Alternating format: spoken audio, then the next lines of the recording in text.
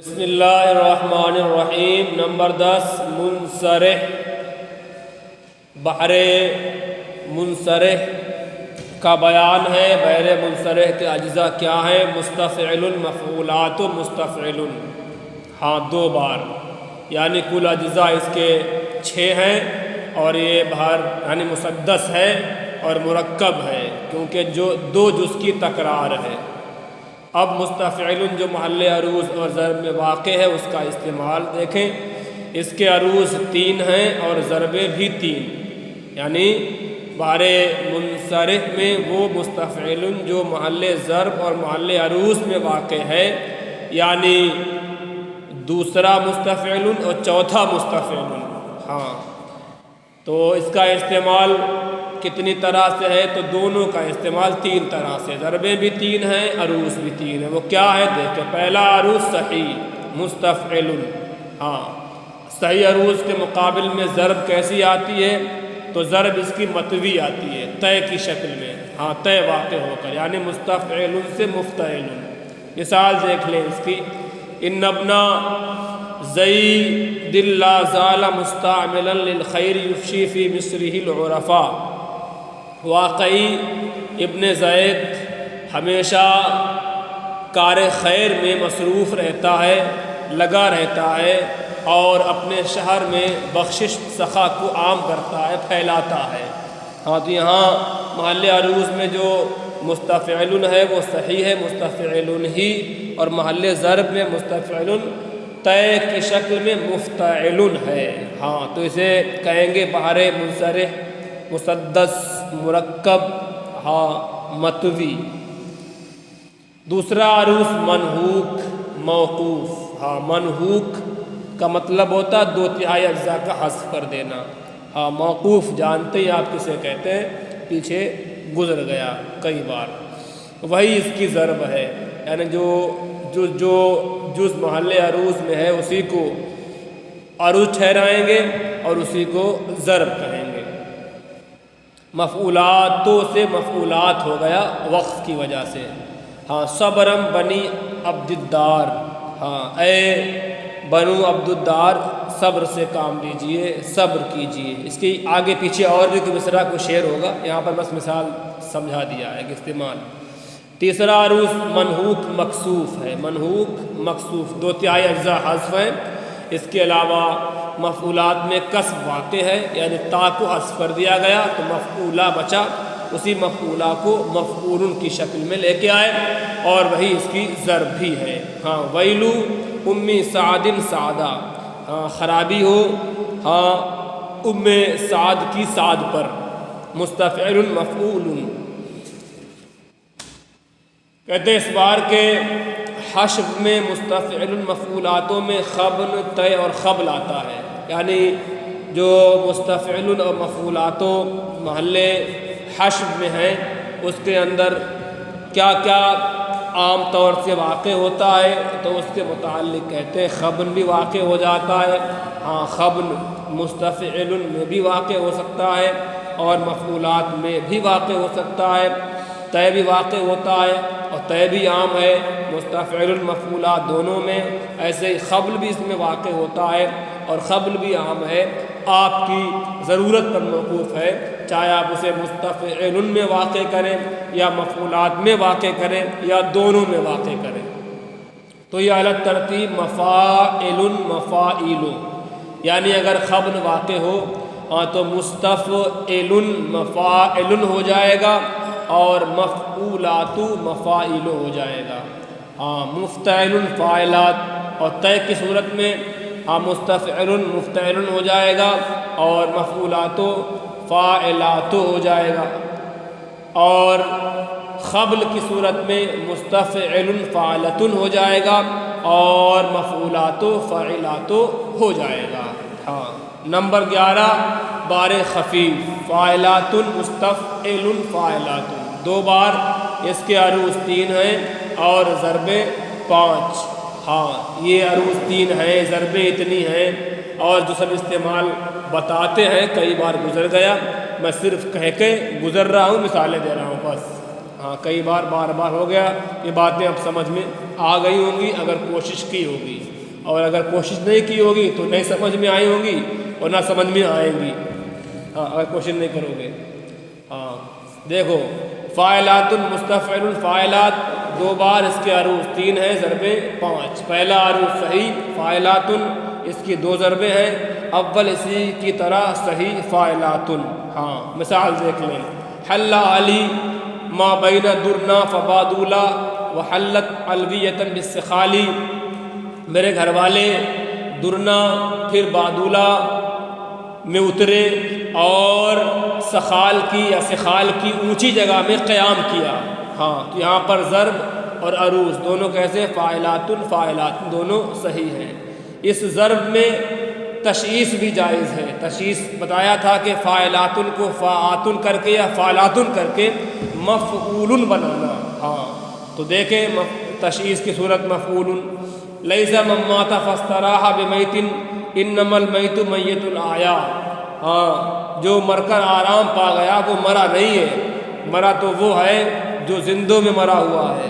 ہاں تو یہاں پر دیکھیں مفعول فاعلات کو، جو فاعلات محل ضرب میں ہے اسے مفعول کی شکل اختیار کیا ہے، استعمال کیا ہے، یعنی تشعیص واقع کر کے۔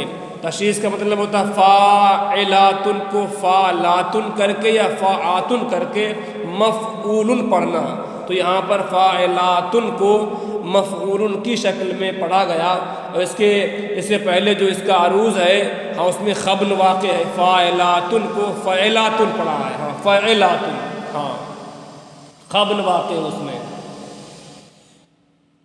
انما المیت من یعیش کئیبا کاسفم بالہ قلیل الرجا، البتہ مردہ وہ ہے جو زندگی گزارے نا امید، شکستہ دل، کبیدہ خاطر ہو کے۔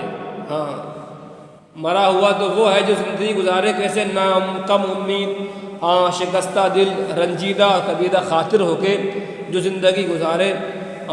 یہ قطع کی صورت میں دونوں شعر ہیں، یہ پہلا اور اس کا دوسرا شعر یہ ہے۔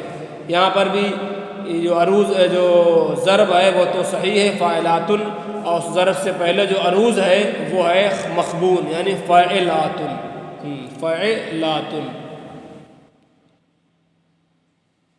اور مفاعل، ہاں حشر میں کیا ہے مفاعل، مستفعل کی جگہ کیا ہے ہاں مفاعل ہے، یہ مفاعل میں بھی خبن واقع ہے، ہاں یہ حشر میں ہے، آگے بتائیں گے اس کے حشر میں کیا کیا جائز ہے۔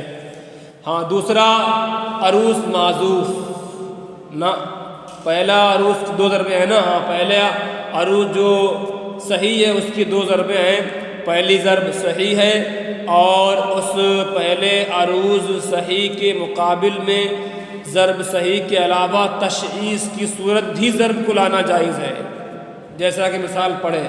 ہاں پہلے عروض کی دوسری مثال یہ ہے، دوسرے ضرب کی مثال محذوف یعنی فاعل۔ ہاں لیتا شعری حل ثم حل آتینہم ام یحولم من دون ذاک الردا، کاش مجھے معلوم ہو جاتا کیا میں ان تک پہنچ پاؤں گا یا ان تک یا اس کے درمیان موت لاحق ہو جائے گی، حائل ہو جائے گی۔ ہاں ام یحولن من دون ذاک، یا ان کے درمیان موت حائل ہو جائے گی، ان تک نہ پہنچ پاؤں یا نہ پہنچ پاؤں گا۔ ہاں یہاں جو عروض ہے وہ صحیح ہے فاعلاتن، اس کے مقابل میں جو ضرب ہے وہ ہے معذوف فاعل۔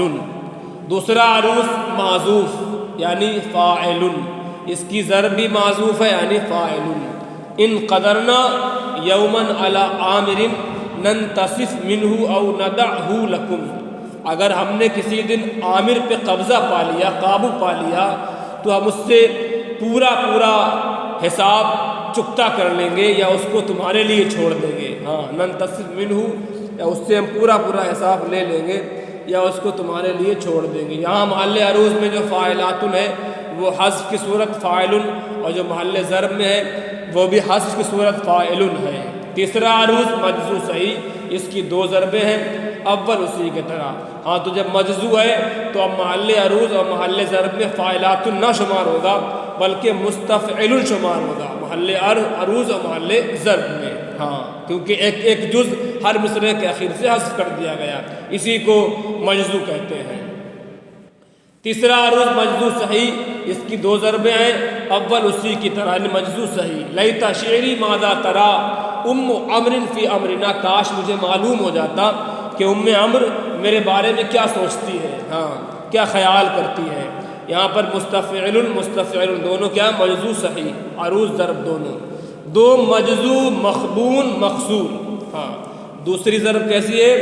مجزو کے علاوہ خبن واقع ہے، قصر واقع ہے۔ خبن کسے کہتے ہیں، قصر کسے کہتے ہیں؟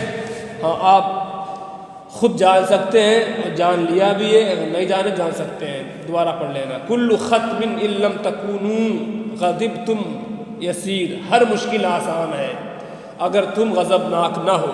ہاں اگر صبر سے کام لو، غضبناک نہ ہو تو ہر مشکل آسان ہے۔ ہاں تکونو اصل میں ہے، اس کا ایک جز دوسرے مصرعے کے شروع میں ہے کلمے کا اور ایک جز پہلے مصرعے کے اخیر میں ہے۔ ہاں اس طرح کے شعر کو کیا کہتے ہیں؟ مدور، مدخل، مدرج، جیسا کہ میں نے بتایا تھا۔ ہاں یہ تو محل عروض میں واقع اجزاء کے متعلق بتا دیے کہ اس کا استعمال کیسے کیسے ہوتا ہے۔ اب بارے خفیف فاعلات مستفعل فاعلات، ہاں جو اجزاء محل حشر میں ہیں، جو حشری اجزاء کہلاتے ہیں، ان کے متعلق یہاں سے کہتے ہیں اس بار کے حشر میں فاعلات مستفعل، ہاں جو محل حشر میں فاعلات اور مستفعل ہیں ان میں خبن، کف اور شکل آتا ہے، یعنی خبن بھی وقت ضرورت جائز ہے، کف بھی جائز ہے، شکل بھی جائز ہے۔ آپ کو جس قدر جس کی ضرورت ہو وہ آپ اس کے حشری اجزاء میں واقع کر سکتے ہیں۔ ہاں تو اگر خبن ہو تو فاعلات مفاعل ہو جائے گا، یعنی اگر خبن واقع ہو ہاں تو فاعلات ہو جائے گا، اور مستفعل یہ مفاعل ہو جائے گا۔ ہاں کف اگر کف واقع ہو تو فاعلات ہو جائے گا اور مستفعل ہو جائے گا، اور اگر شکل واقع ہو تو فاعلات ہو جائے گا اور مستفعل مفاعل ہو جائے گا۔ ہاں یہ بار خفیف اور بار منصرف نمبر 10 بہر اور نمبر 11، ہاں یعنی فاعلات مستفعل فاعلات یہ بار خفیف ہے، اور مستفعل مفعولات مستفعل یہ بہر منصرف ہے۔ یہ دونوں اسباق، دونوں بہریں آپ کو پڑھائی گئیں، کل آپ حضرات اس کو یاد کر کے لائیے گا۔